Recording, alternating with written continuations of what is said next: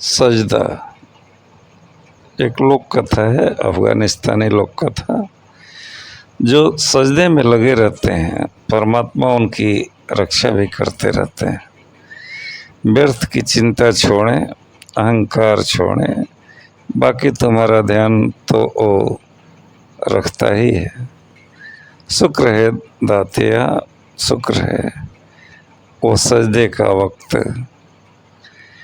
एक बुजुर्ग दरिया के किनारे पर जा रहे थे। एक जगह देखा कि दरिया की सतह से एक कछुआ निकला और पानी के किनारे पर आ गया। उसी किनारे से एक बड़े ही जहरीले बिच्छू ने दरिया के अंदर छलांग लगा दी और कछुए की पीठ पर सवार हो गया। कछुए ने तैरना शुरू कर दिया।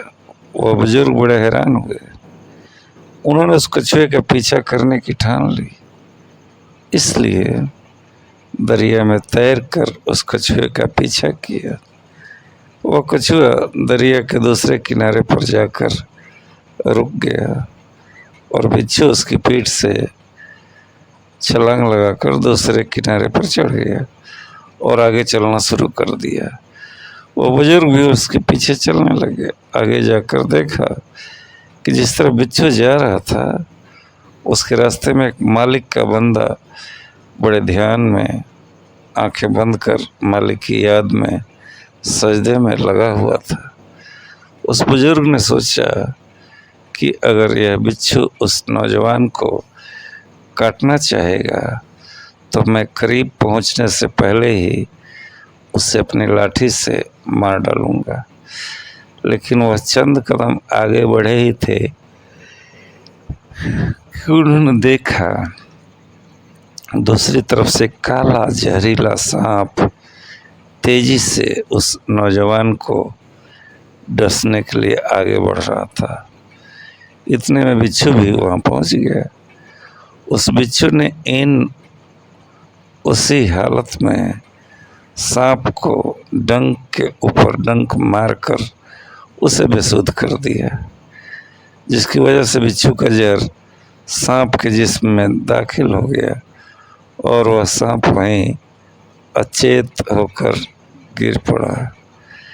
इसके बाद वह बिच्छू अपने रास्ते पर वापस चला गया। थोड़ी देर बाद जब मालिक का बंदा उठा तब उस बुजुर्ग ने उससे बताया कि मालिक तेरी हिफाजत के लिए कैसे उस कछुए को दरिया के किनारे लाया, फिर कैसे उस बिच्छू को कछुए की पीठ पर बैठाकर सांप से तेरी रक्षा के लिए भेजा। वह मालिक का प्यारा उस अचेत पड़े सांप को देखकर हैरान रह गया। उसकी आंखों से आंसू निकल आए और वह आंखें बंद कर अपने मालिक को याद कर शुक्र अदा करने लगा। तभी मालिक ने उस बंदे से कहा, जब वो बुजुर्ग जो तुम्हें जानता तक नहीं था, वो तेरी जान बचाने के लिए लाठी उठा सकता है, और फिर तू तो मेरे काम में लगा हुआ था, तो फिर तुझे बचाने के लिए मेरी लाठी तो हमेशा से ही तैयार रहती है। वाह रे मालिक, तेरी मौज। शुक्र है, शुक्र है, शुक्र ही शुक्र है मेरे दाता जी।